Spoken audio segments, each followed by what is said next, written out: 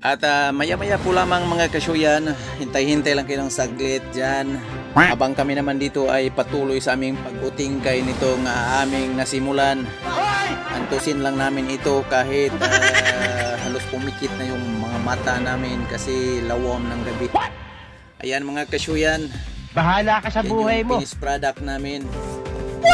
Nahanip na namin sa plato at isilid namin yan maya-maya sa plastic.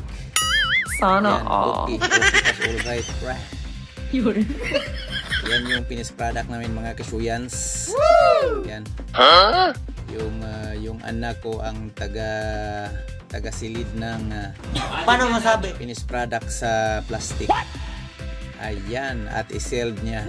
At yan ang kabuuan for today's video. Maraming salamat at magandang kadlawon bayan. Are you accusing my takutation?